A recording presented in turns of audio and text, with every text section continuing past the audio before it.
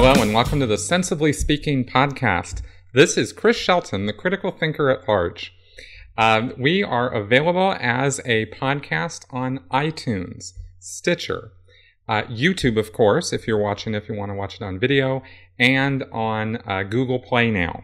So you can get and listen to this on lots of different sources. I am very excited this week because I have a very special guest, probably the most, famous one I've had so far here on the podcast.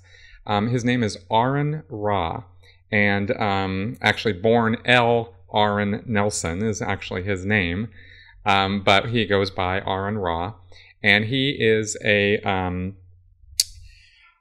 he's the president of the Atheist Alliance of America as of about a month ago. And before that, he was the former Texas state director of the American Atheists. He is the host of the Ramen podcast himself. He also is a public speaker, producer, blogger, and he, of course, has his own video YouTube channel.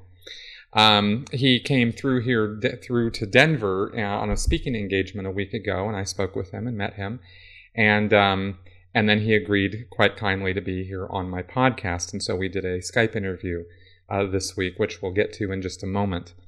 If you are of a religious nature or a religious bent, or you feel that your religious beliefs are very, very important to you, that's totally fine. I got nothing on that, but I do want to ask you to please not hit the off button right now, because I think that there are some things that Aron Ra and I go over that are very important to the subject of critical thinking and skepticism and reason. And the thing about critical thinking is that it is very important that you be willing to, one, have an open mind to anything, to any ideas, any at all.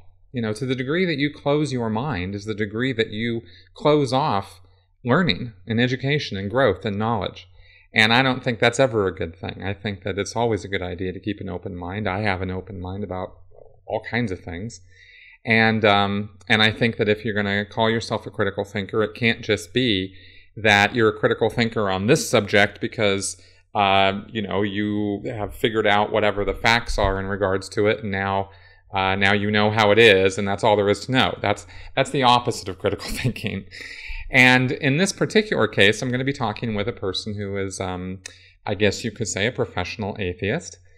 He definitely forwards a very atheistic view of the world, but he also talks about, very intelligently talks about science and reason and cosmology and things that he's been educating himself on for 20 years. And he went to school, a university, and studied paleontology. And he's got quite a number of facts and figures and whatnot at his fingertips. He's amazing that way. He's debated other creationists. He's very, very pro-evolution.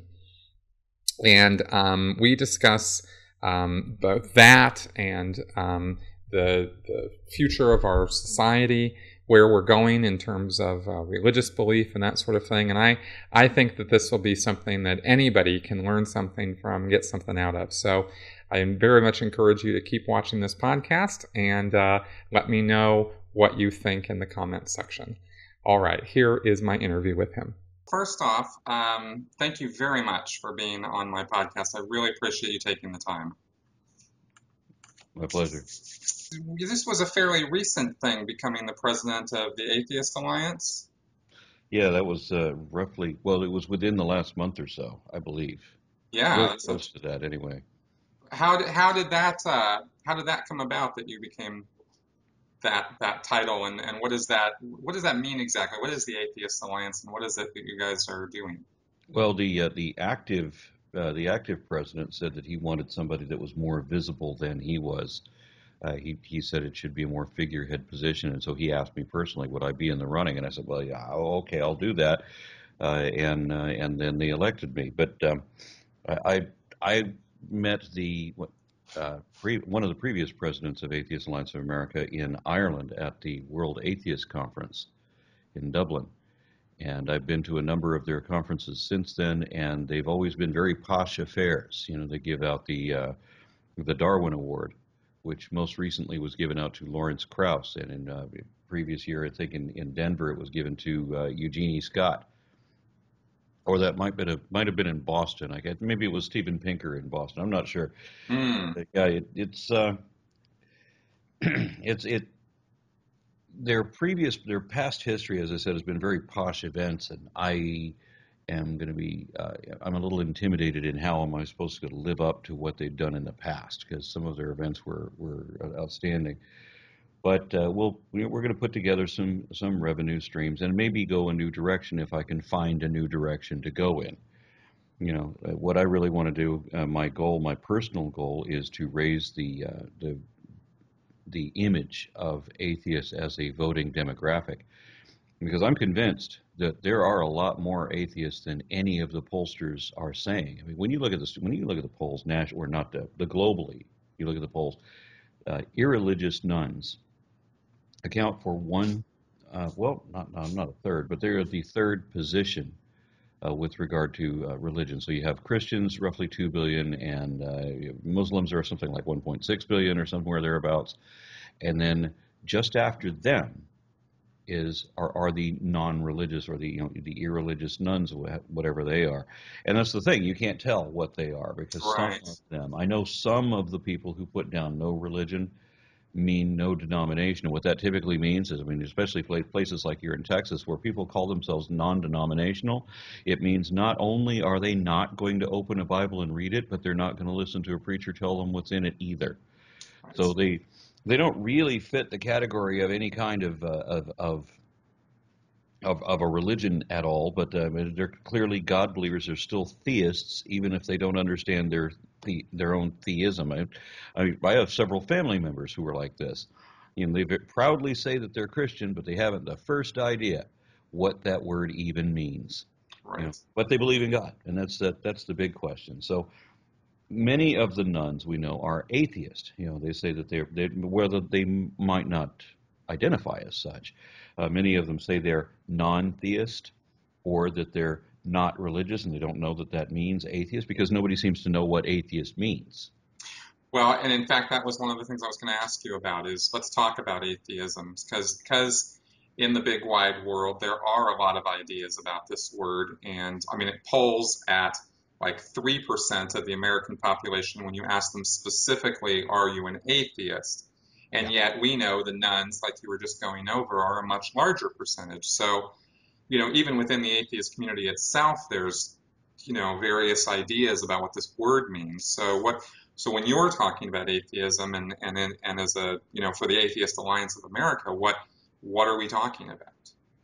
Well, there are people who will make the admission one way or another, but they don't ever use the A word for whatever reason. Bill Gates, Warren Buffett, Jack Nicholson, Angelina Jolie, several other celebrities have been identified as atheists by making a statement that they don't believe in God, but they often don't equate that to atheism, because atheism has this weird stigma attached to it. It's one of the most successful smear campaigns that the religious people have ever done, because, of course, they're the ones that painted the image of the atheist as being one who believes in nothing, Mm-hmm. or one who insists that or denies the possibility of a deity, or says that there's no God, or says that they know that there's no God. Now, ironically, I'm in each of those categories, except I believe in things, but I am confident there's no God. I would say that I believe that there's no God, that I know that there's no God, because I have logical reasons to say that. I've talked to religious believers who say that they know that there is no leprechauns. How do you know that there's no leprechauns? Did you look everywhere? Right?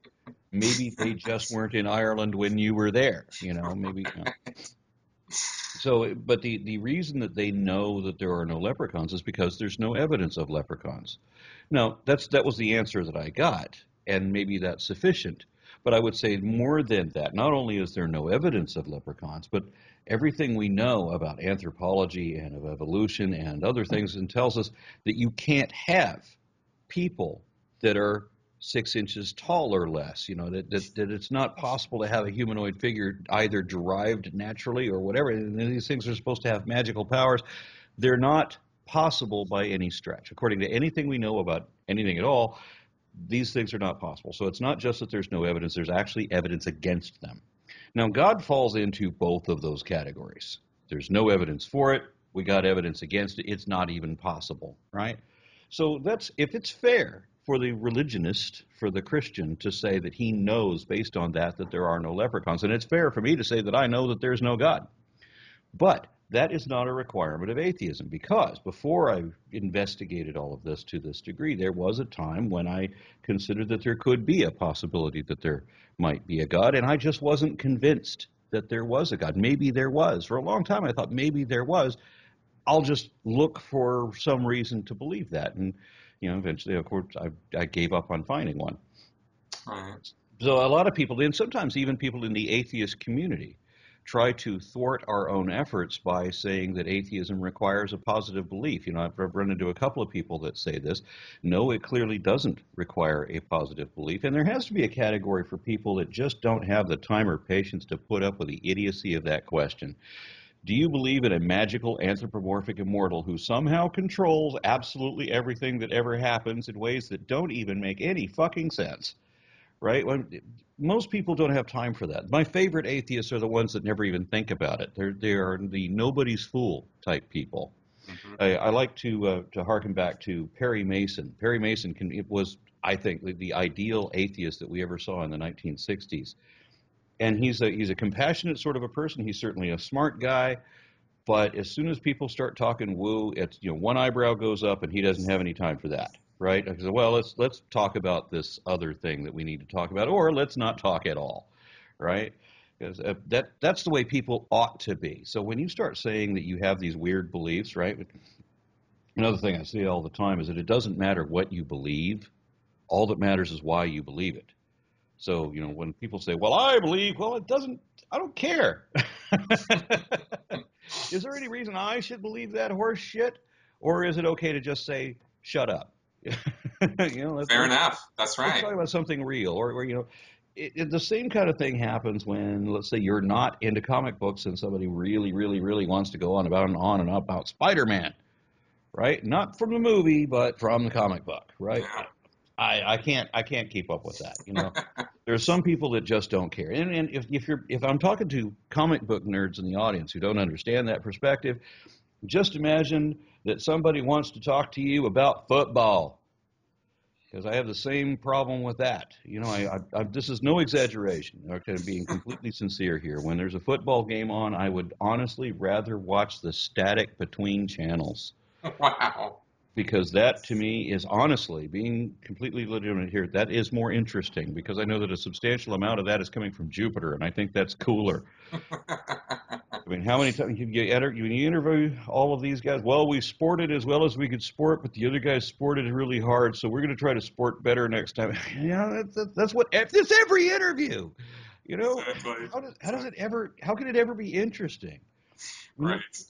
I remember I used to have these hobbies of like stick fighting, once upon a time, and I would go out and various types of it, and we would try to do this combat thing, and this is improving my skill, so as I see it, and a number of other skills too. But I had people telling me, well, what's the point? All right, well, this is something I'm actually physically involved in. This is my own personal skill that I'm doing, and you're sitting in the lazy boy watching the football game with your legs out, right, and you're memorizing all the stats for some guy you'll never meet, and you're asking me what's the point of what I'm doing? I'm actually doing it. Exactly. I agree. Just drinking light beer. What the hell? Yeah, exactly. Okay, now you have a YouTube channel, and you have been doing, podcast work and video work for a really long time. And it's actually, I really immersed myself in it recently, and it's pretty fun and awesome to watch your videos and listening to you speak, because I don't know that you're trying to be, this way, but you do come across very brutally honest, and it's about, especially when it comes to belief and faith, and and you have this array of facts at your fingertips because you've been doing this for a long time that counter religious arguments. What was it that got you into this in the first place? How did this happen? Because you've been doing this for over 20 years, right? Yeah. Well, what got me into it, that's going to be kind of tough, because I've kind of always been there. I remember being 5 years old and being told about, well, everything happens for a reason, and everything exists for a reason. And so I would start talking about, why do we have this temple thing where the skull is weak on the side of our head? Why is that? Of course, nobody could explain that, right? I'm like, well, why do we have fingernails? Why do we have fingerprints? Nobody can explain that either. Well, there's a reason. Well, I kind of think the reason is that all apes have fingerprints, and and that old world monkeys, all of them have fingernails. So that's our reason. It's an evolutionary vestige. So when we're looking at the reason for something happening, that very often it's cause and effect or something related to that, and it doesn't necessarily have to be intent, and that's what they're always implying. The reason is somebody designed it to be that way, and they just want to imagine this. I mean, all of my life I've been this way. And I remember, I asked my babysitter, for whatever reason, when I was 8 years old. My babysitter was a flaming Christian, and she tells me all this about Jesus turning water into wine. And I remember that I knew at the time, even at 8 years old, I knew, because I had an encyclopedia that my mother had bought me, and I was actually sitting there reading that for lack of anything better to do. But I knew that water was H2O. Now, I had no idea what wine is, but I knew that it was, wine is at least made of alcohol and fruit juice, right? And so I didn't know what the chemical composure of that is. I didn't know that, it's exactly the same thing, just but with carbons in it. So I could have constructed a more eloquent argument a little bit later in life. But I wondered, how is it that you have one oxygen, you have two hydrogens, and how does Jesus turn fruit juice and alcohol out of this, right? I mean, you start with just these two elements. How? And I'm expecting an honest answer. I'm expecting someone to explain to me how Jesus manipulates this molecular structure. And instead, what I got was somebody yelling in my face, "How dare you question the will of God?" Right. And so what it eventually occurred to me, and this took the longest time to realize, is how much of it is literally pretend. I mean, there are some people out there who believe for sincere reasons because they were raised to believe this way, and because they think that, if everybody in their world believes this, then there must be some legitimacy to it. I know that there are honest believers out there, but there's an awful lot of them that when you push their button, they will plug their ears. And I've actually seen them. I've actually seen grown adults plug their ears, close their eyes, go, la, la, la, la, la. I'm not going to hear, because they're not going to question their belief. Now, many times they'll tell you that, well, I can prove God to you. Okay, great. You prove God to me then. How do you do that? Well, just look at a sunset. Fail, right? There's a failure there. Well, how could everything be so beautiful? Well, how can you have all of these parasites? And how can you have all these diseases? Well, that's the fall. No, you're just making up shit. There's no legitimacy to this. There is nothing to imply that a God manipulates anything that anybody ever does. I mean, if you lose your keys, you could say that, God had some reason for you to lose your keys, to delay you another minute. Well, if I had left when I meant to go, I'd have been part of that accident, or I'd been locked up in that traffic. Yeah, that was God's intention. He couldn't stop the accident from happening. Right. And all of those other people that were involved, they didn't have free will, nor really do you, because you didn't decide to lose your keys. How did God make you lose your keys? Did God force you to slip them out there on the side of the couch? I mean, does God ever have to manipulate somebody's mind to get them to do? No, you can't get people to think like that.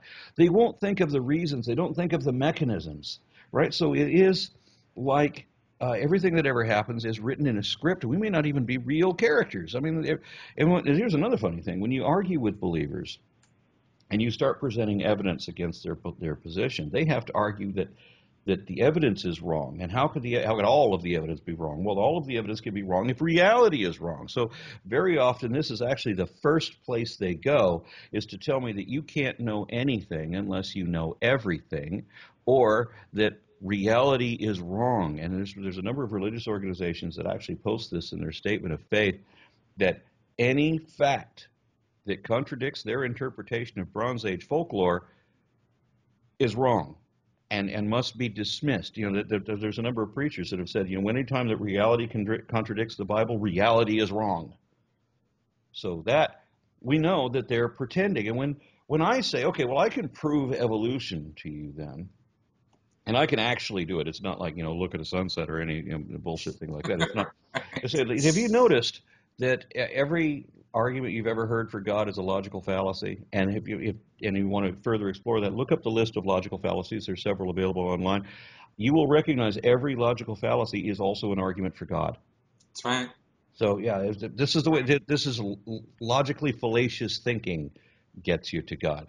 So when I say that I want to prove evolution to somebody, usually when they realize that I actually can do it, they won't take the challenge. Mm-hmm. They won't let me do it. Many times I've heard, I just want to believe what I want to believe, which means they don't care what the truth is. Well, and that leads me to my next question, in fact, which is a good point. So it's clear that, any belief in the Bible as literal truth, right, is actually as anything other than a collection of old fables and myths is pretty unjustifiable by any metric. I mean, there's just no proof for it. And in fact, you've made the point that every claim in the Bible has been disproven, like with actual evidence, right? Yeah. So there's a ton of that, and it counters all the claims. You could also say it's about the Talmud, the Torah, the Book of Mormon, any of these spiritual texts, Hindu texts, all of it. The Quran as well. I haven't read much of it like I have some of these other scriptures, but what little I have read, I've been able to find a number of different things that we know this isn't true, and this is logically inconsistent.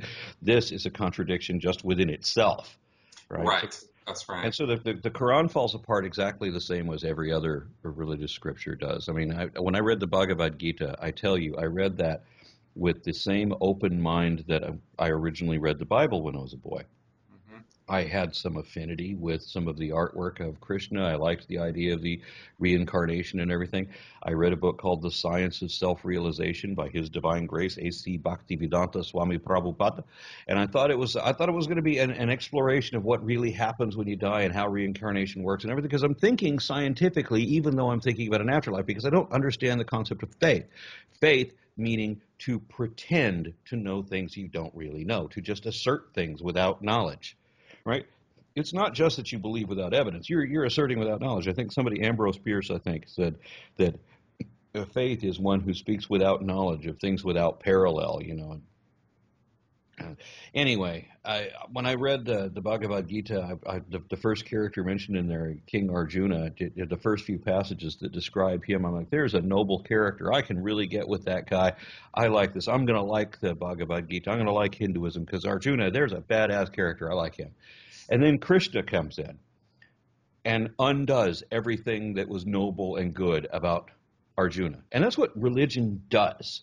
And so we celebrate the guy who's coming in and telling us the counterfactual idiocy. Like when Jesus says that, the Christians often brag that in the Old Testament it teaches people to wash their hands, right?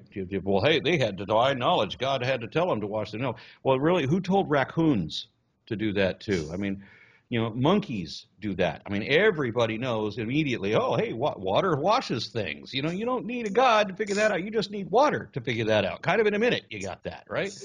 Right. But then you have Jesus coming along, and he says, don't wash your hands. Well, I thought the Christians were just bragging about the divine wisdom. Now we got their God coming in saying, don't wash your hands, because it's not what goes into your mouth that causes illness. It's what comes out of your mouth. What? Because he believes in magic words. They believed in incantation spells.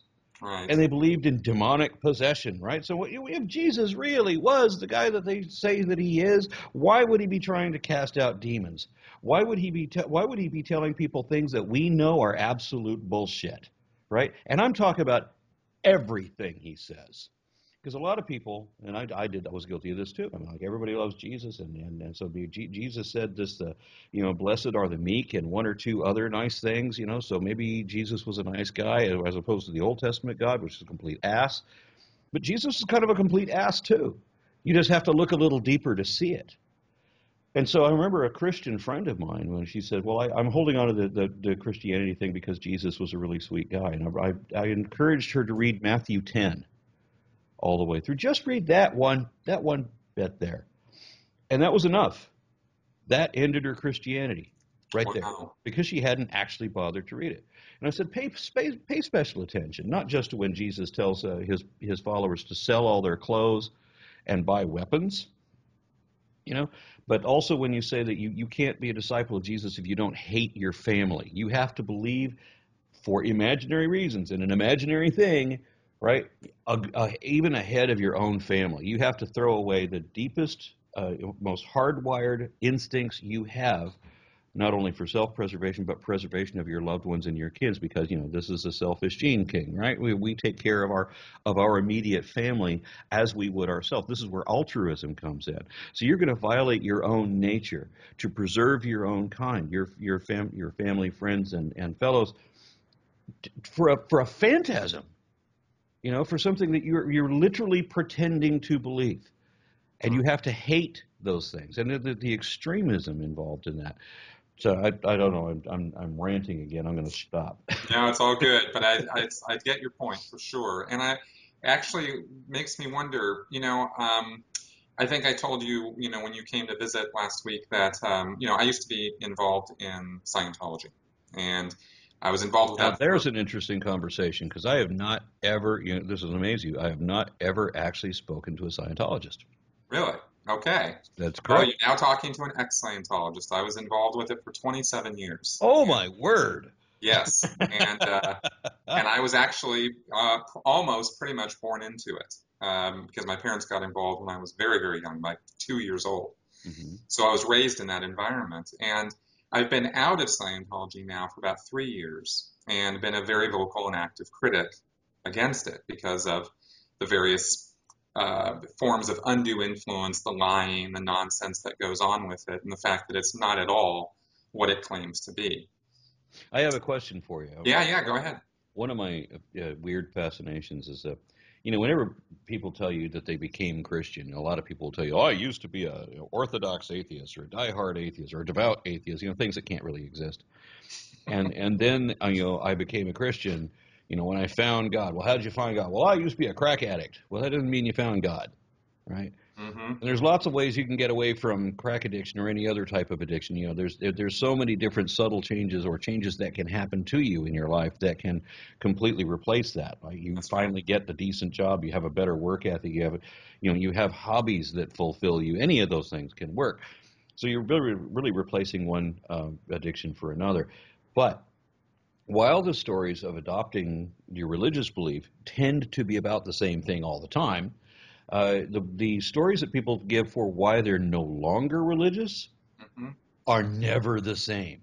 That's right. And That's right. it's amazing to me how different everybody's story is. What is the catalyst? And I would have thought, and a lot of people do. A lot of people think that if you accept evolution, well, that makes you atheist.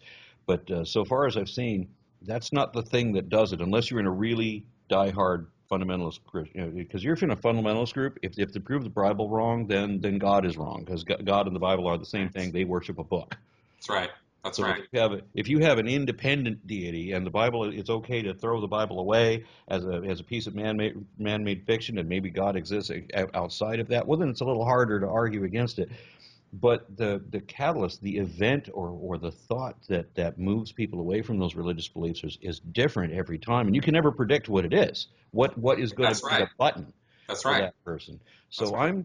I'm curious both how, and you said you were born into it, so there's probably the explanation right there. But what was the thing that moved you out of that? It was what I bring it down to. It was a long series of events, but the thing that decided it was the day I realized, and it hit me all of a sudden out of nowhere, really, that I was on a daily basis as a Scientologist, and in fact, I was in the Sea organization, so I was working for the church at the highest levels, and it hit me that I was having to tell more lies than truth on a daily Mm-hmm. basis in order to justify my Scientology existence and to get people convinced to do it or be part of it or give money or whatever. I had to lie to them. Mm-hmm. And that sort of thing, when you have some degree of integrity or moral compass, that sort of thing only goes on for so long before you go, I can't do this anymore. And that was my thing. There were other things that had happened before that that had opened my eyes to the disingenuousness of the organization, Mm-hmm. to the disingenuousness or the flat out lies that the leader David Miscavige was saying on a routinely. But I didn't it was interesting because L. Ron Hubbard is the prophetic leader of Scientology, and I was not having doubts about him. It was the other things about Scientology that I was having problems with, the organizational structure and things like that. And once I got myself moved out of the C organization and became just a regular Joe public type person, I still wanted to do Scientology, but then I got on the internet. And it was pretty much game over after that. It was 3 months of going down the rabbit hole and finding out everything. And one of the things I like about the internet is, people warn you that there's misinformation out there. Well, yeah, there is. There's a lot of misinformation.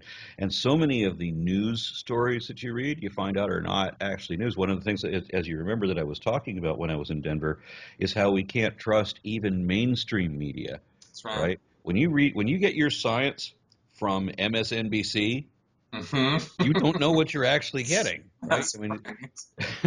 You kind of need to have a science background already, or you need to read the actual peer-reviewed articles and not the newspaper reported stories of those things.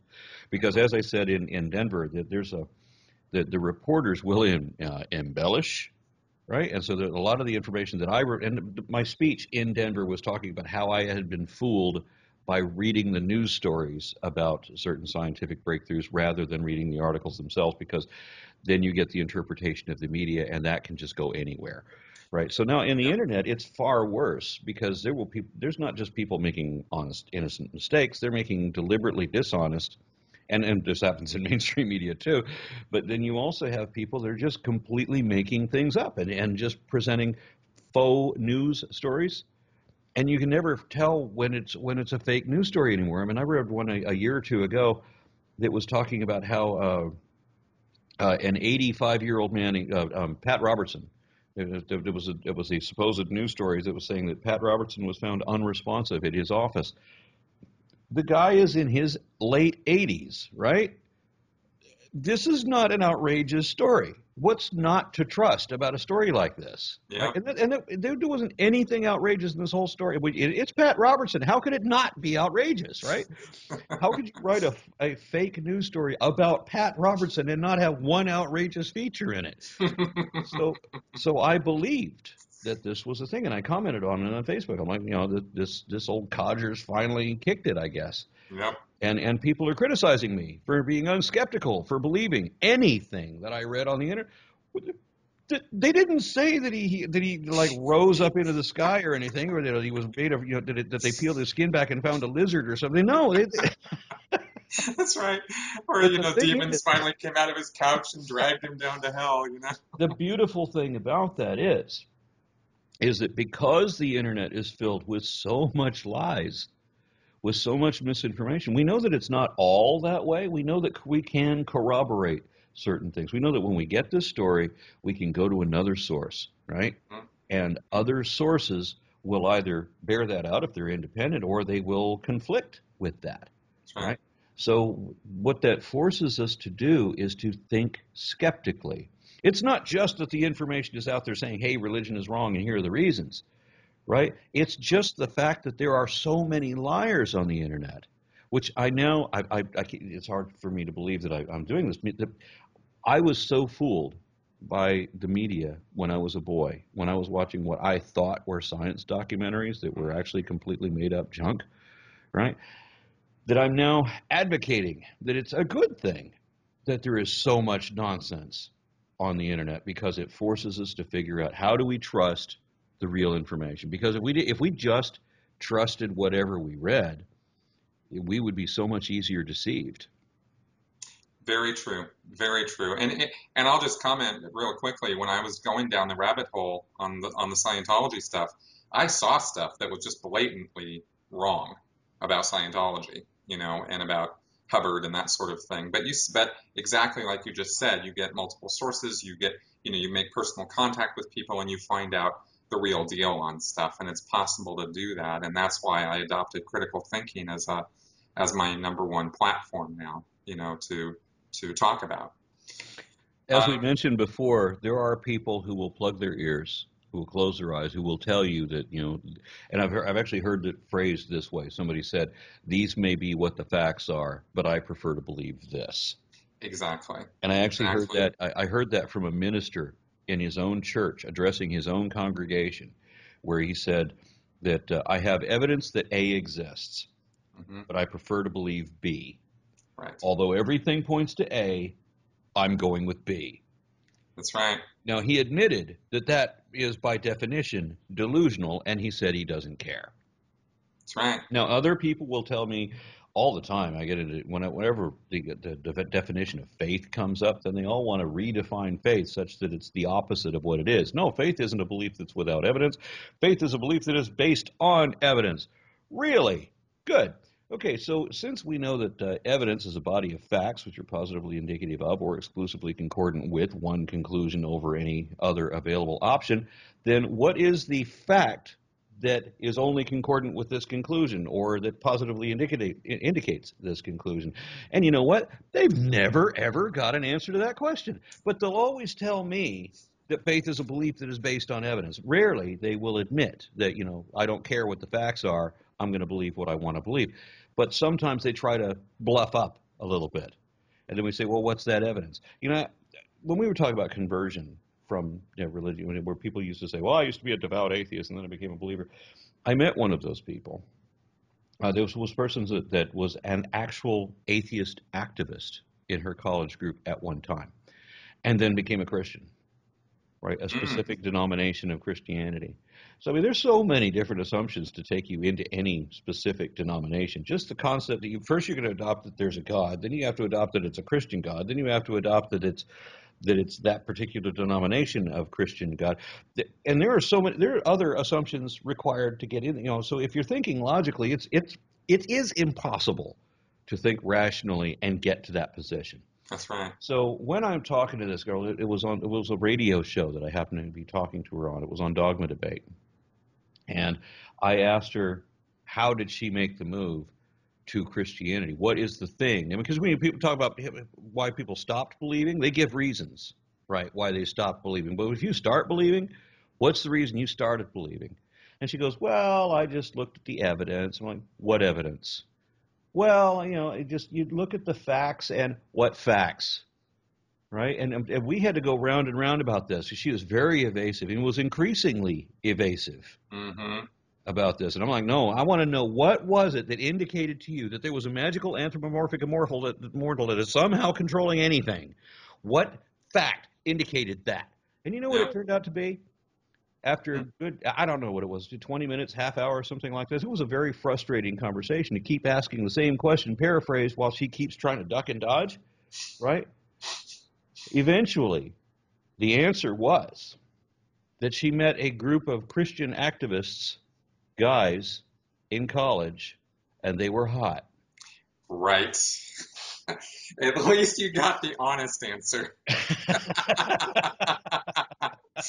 Because I'll tell you, it was the hot girl that got me to go to the Christian Bible camp when I was in high school. I've heard that a few times. Oh, yes, I'm sure you have. I've even got a story like that. When I was in middle school, for example, I was 12 years old, and this is in my book, actually. This was not in the video series, but this is one of the many things that I've put in the book that is not in the videos. This girl in middle school asked me to walk her home, and I had the impression that we would be alone when we got there.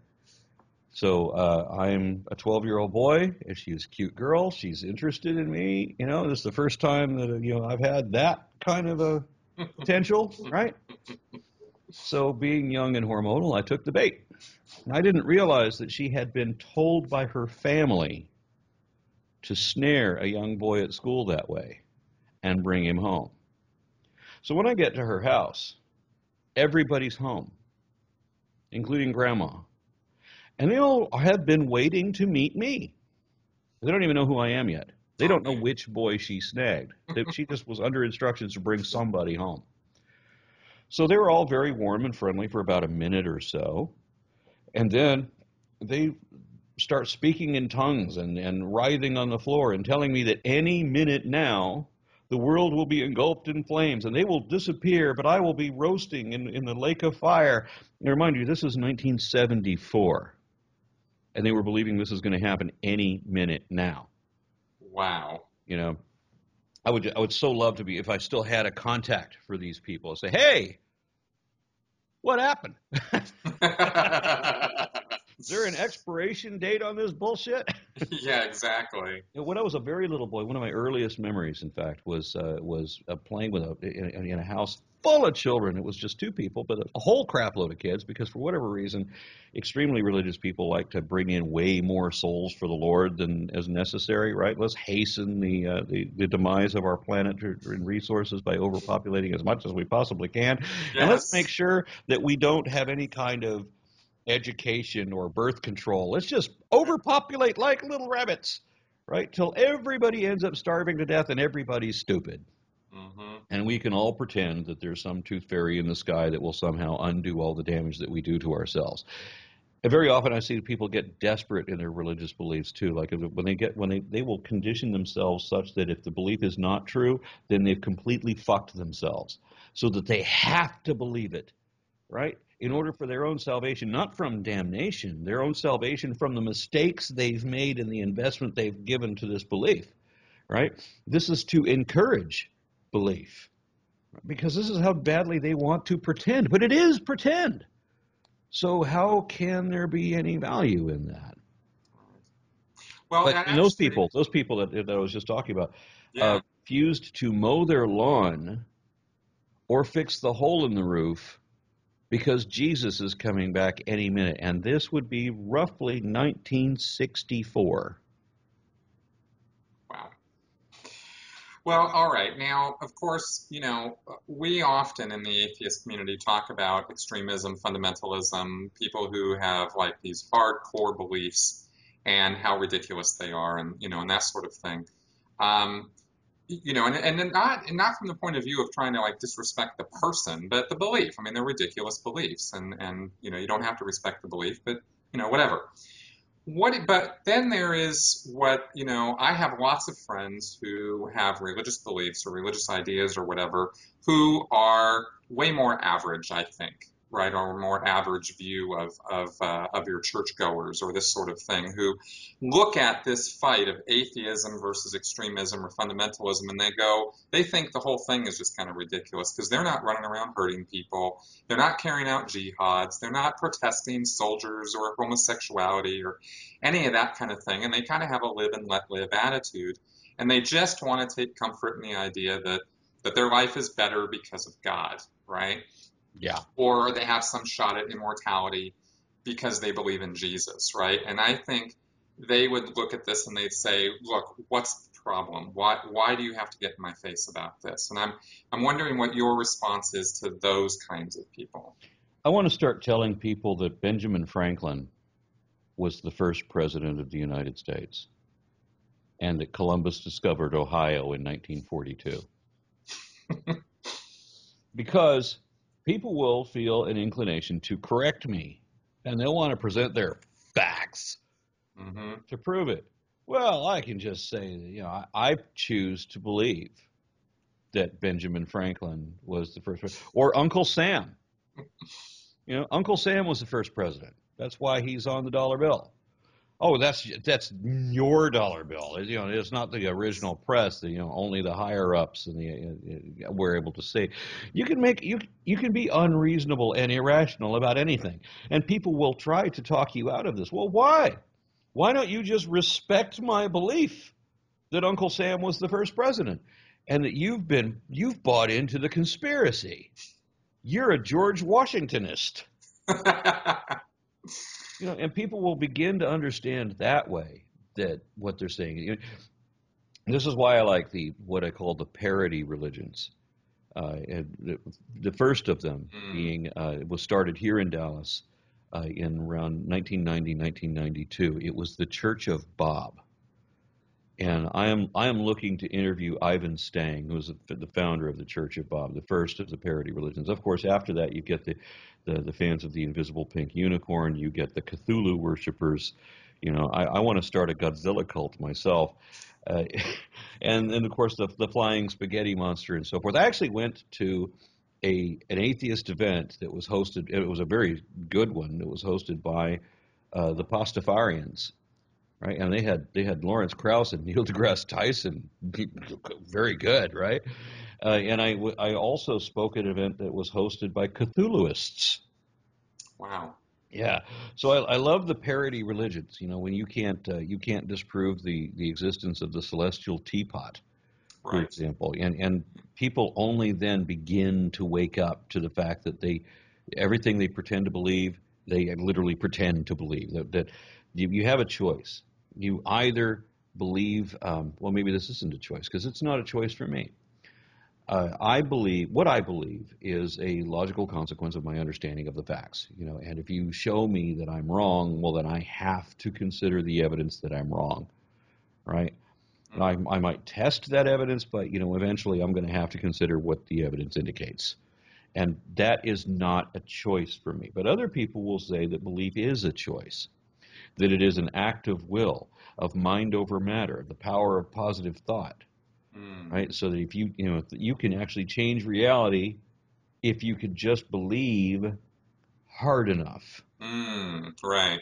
Yeah. So I mean, this is completely magical thinking, That's right. and it is That's right. the definition of irrational. But one of the things that they do, one of the logical fallacies that they employ is this projection where they want to say that anybody who doesn't believe in possible absurdities for no good reason is somehow irrational. It's just like what the Bible does and the Quran as well. They both reverse the definition of a fool. Right? So, I mean, I recognize this, what I think is the standard definition of a fool is one who too readily accepts improbable claims from questionable sources on insufficient evidence, or one who believes completely what is said by another or written by another without reason, without reservation, or without question. In either case, these are fools. But of course, that covers every religious believer. And so the Bible and the Quran both say that the fool is the one who does not believe That's right. immediately That's right. ridiculous things that can't be supported. That's right. It's a One of very old propaganda technique, Yes. redefinition of words. And Orwell is the one who I think documented that better than almost anybody. But it's an Yeah, old Orwell somehow technique. saw George Bush's two terms. All right. Now, do you think that? Well, I do. I think you do. But in what ways do you think, like in very practical terms, how does this kind of foolish belief or irrationality, even delusion, if you want to use like really words that some people feel very insulted by. Well, Um, let's clarify that then. yeah. According to the National, oh my gosh, I can't remember the name of the group. NAMI, National Association of Medical. I can't remember the group now, but it's NAMI. They are a psychiatric organization, and they define delusion as a fixed false belief that will not change in the face of evidence to the contrary. What makes it a delusion is that when you present the evidence to prove that it's wrong, there's an instant rationalization that somehow the evidence is wrong, but the belief is still correct. Mm-hmm. That's And right. of course, that's what Christian apologetics is all about, right? So it is delusional by definition. The same psychiatric organization also defines psychosis as a detachment for reality, right? Which also defines religious belief. But there's a caveat written into their definition that in both cases, there is an exclusion that the unreasonable detachment from reality should be considered a psychotic delusion, except in the case of a religious belief. Right. Right. Even there, they get a pass. Yeah. Exactly. So I think actually maybe the question answers itself. I was going to ask, in practical terms, how do you see this? Do you see this as inherently harmful?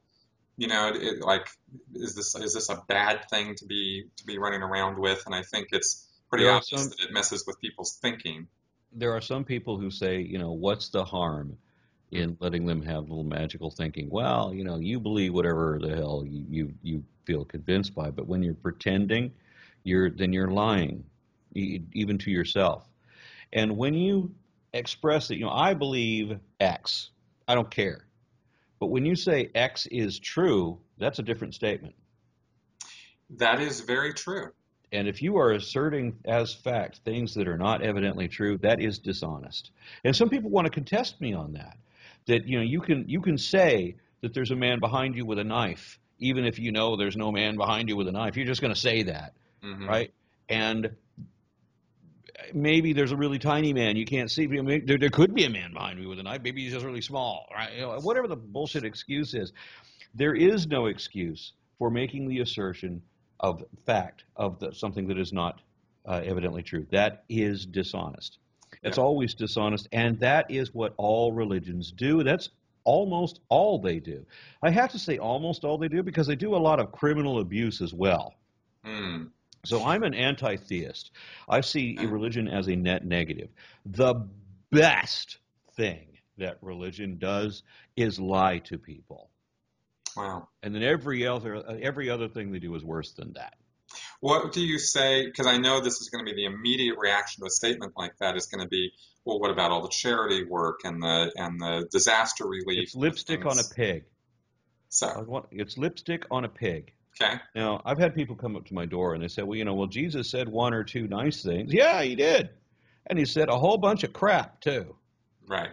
So when I look through the Bible, I can find one or two passages that actually look like wisdom.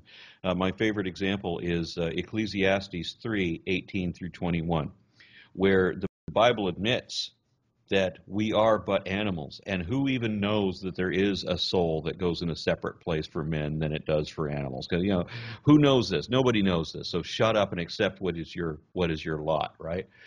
Just accept what you can know. Well, that's wisdom, I would say.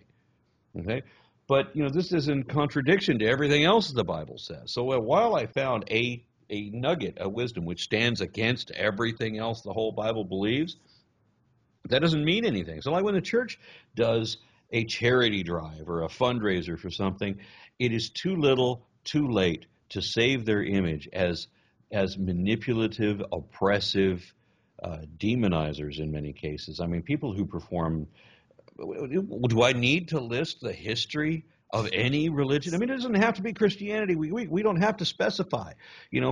Name your religion. Let's look at its history. It's wrong. It's full of lies. It's full of atrocities. It's full of sexual abuse, oppression of women, and molestation of children, and so on. And so, yeah, they did a fundraiser. So what? It is lipstick on a pig. Fair enough. And I do definitely go in that direction way more than the other direction. And I have to mention also that there's a whole lot of secular charities. Doctors Without Borders is a good example. American Way is a good example. Warren Buffett and Bill Gates both make massive donations to charity, right? And there's a passage in the Bible that says that that's not possible, that there is not even one of the believers or the non-believers, not even one of them that can do any good. Yet, I can go through a whole long list of a couple hundred famous atheists who do good charity work, who do lots of good things for the population.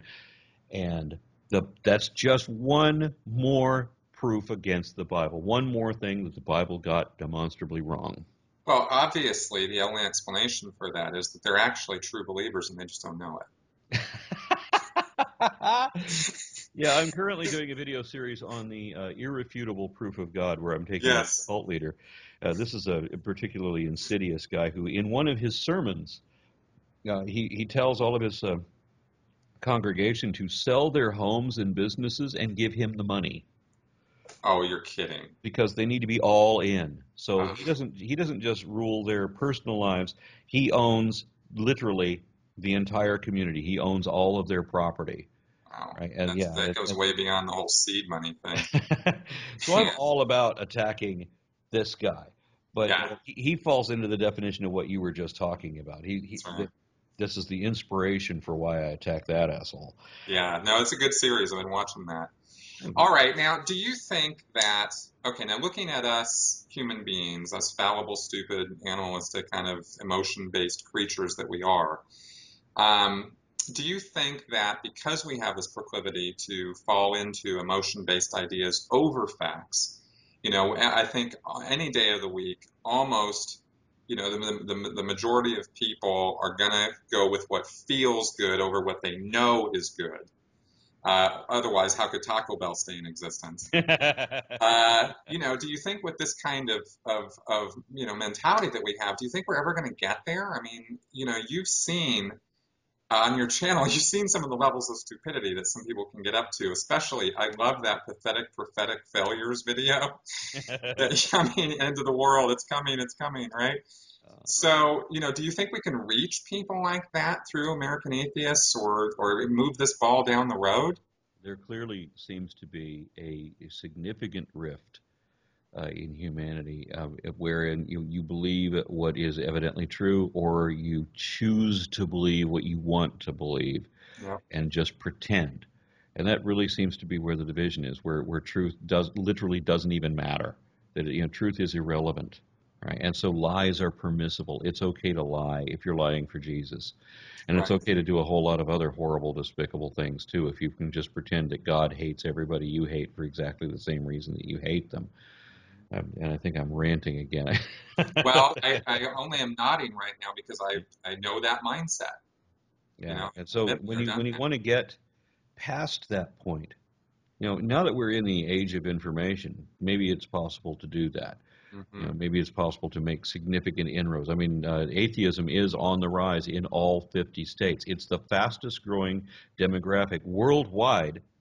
We are growing faster than Islam, and Islam is the fastest growing religion. So a lot of people, Islamophobes, they get terrified when they realize the math that Christianity is in a general state of decline. You have some denominations that are on the rise, but on the whole, if you look at the entire population, a lot of people have trouble doing this. Looking at the systemic problem, the population thing, taking out the anecdotal exceptions and looking at the population mechanics, they realize that Christianity is dwindling. Mm-hmm. It's diminishing. And if you look at Europe, it's extremely so. It's almost extinct in Europe to a large degree.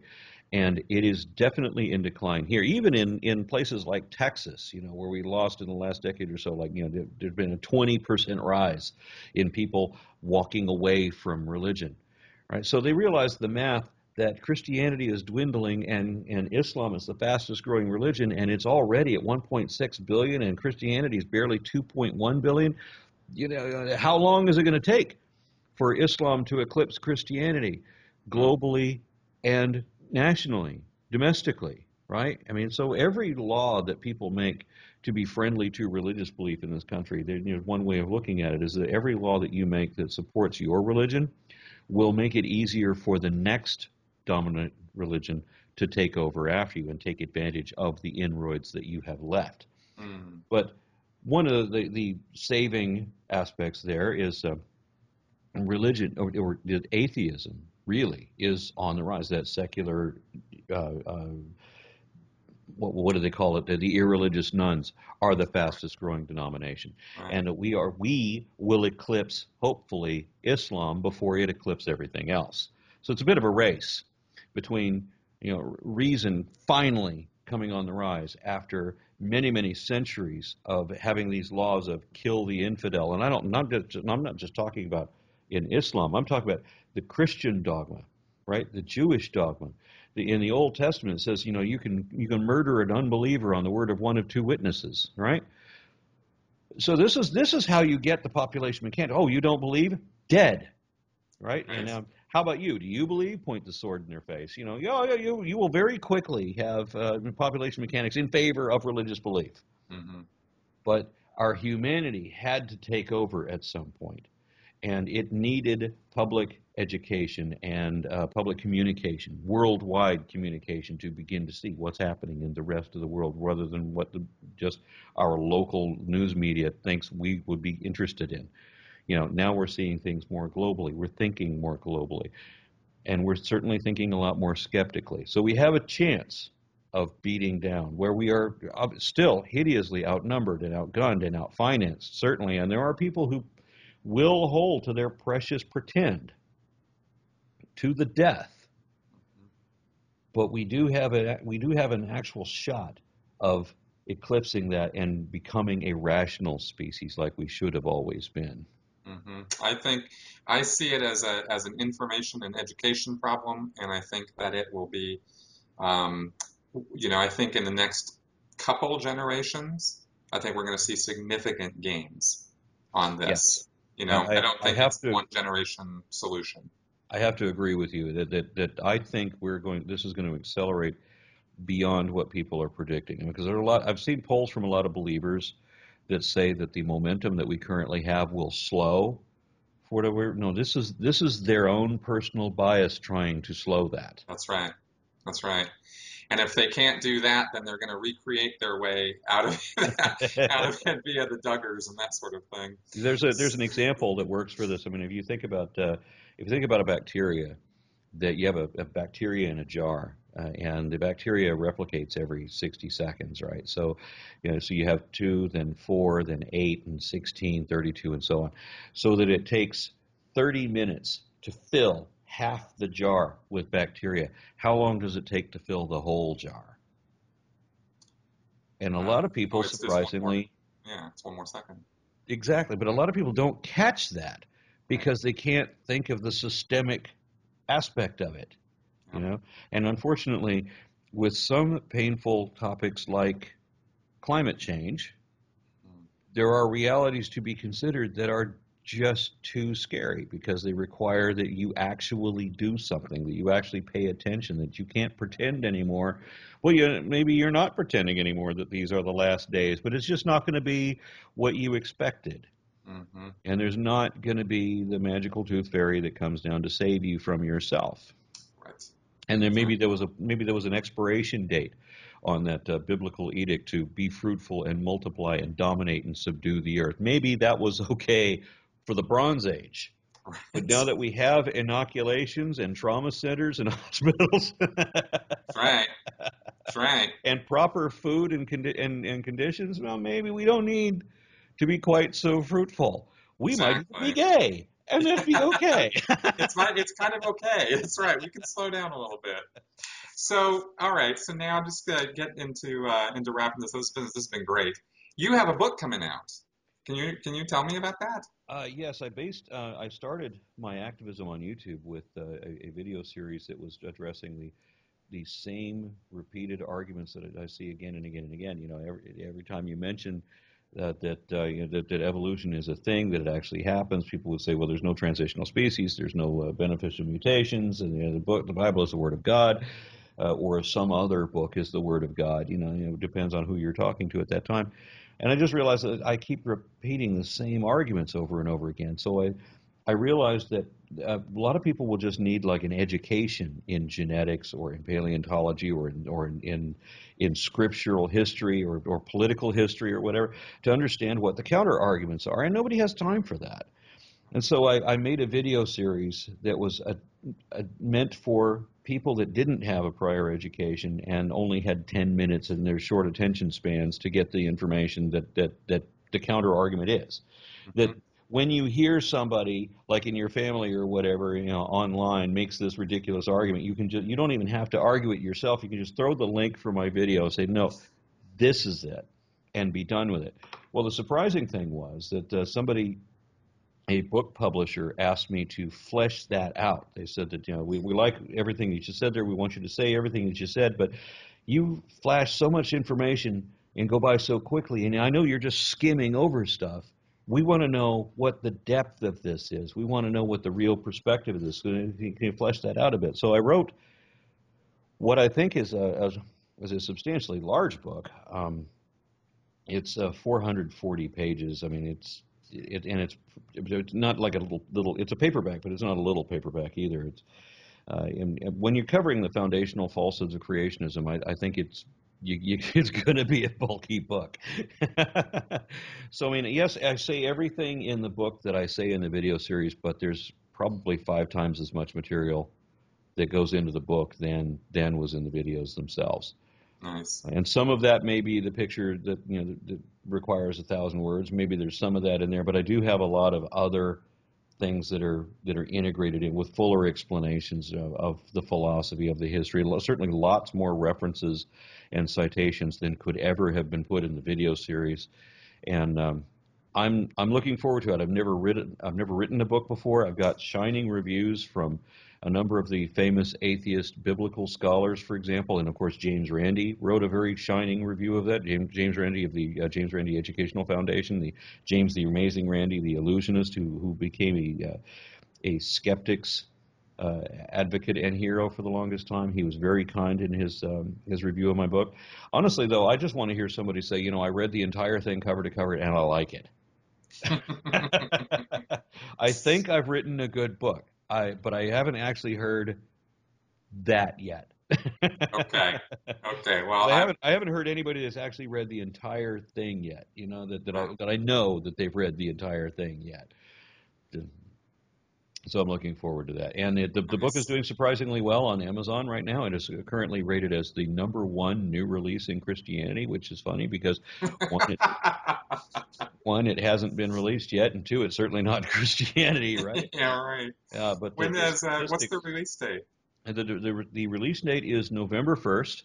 Okay. And I will have advanced copies in a month from now. And my book tour actually starts a month from now. A month from today, I will begin in El Paso, and I'm trying to get El Paso, and then I'm going through like 19 different cities on this book tour. So while I'm on here, let me just pull that up, and I'll go through it. I'll be speaking in Dragon Con next week.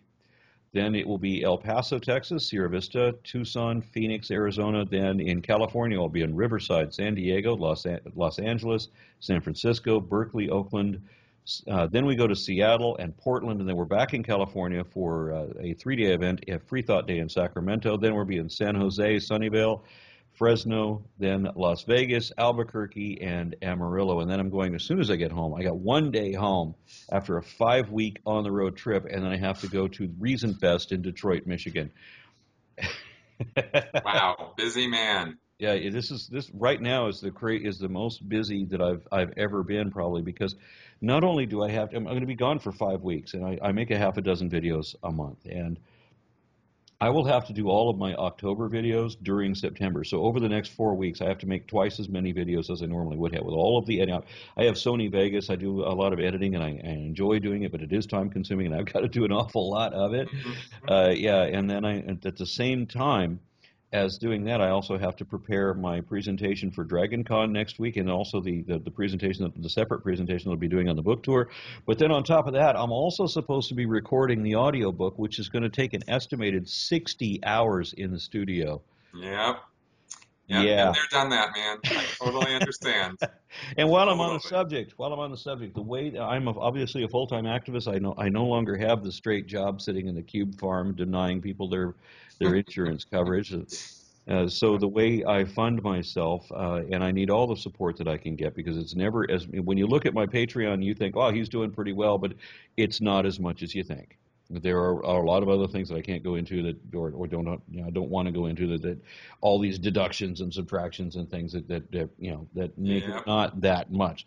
So I really do need all the support I can get. So patreon.com/ARONRA, and I would be happy if anybody signs up for $1 a video. It would cost you $6 a month. Really, I need all the help I can get.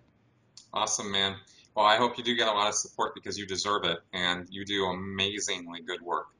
Well, thank you. And I can't thank you enough for being on the podcast and giving me your time on this. I think this was fun. Me too. Awesome, man. All right, then we will be in touch, and I definitely look forward to reading your book. And as soon as I get done with it, I'll let you know I enjoyed it. And be honest. I know, I will. I'm sure I will. But right. Judging from the videos, it's a no-brainer. And that was our interview with Aron Ra, an amazing speaker, amazing man, probably one of the most intelligent people I've ever met, just in terms of raw IQ. And it was definitely a pleasure having him on the show. I would very much like your feedback on everything and anything that we went over here this week. Feel free to leave it in the comments section below on my YouTube channel or at sensiblyspeaking.com. That website has been completely revised and gone over. I redid all my branding and the entire look and feel of the website, so I encourage you to check that out. Again, it's sensiblyspeaking.com. And please leave your comments and feedback. All right? I'll see you guys next week. Thanks for watching.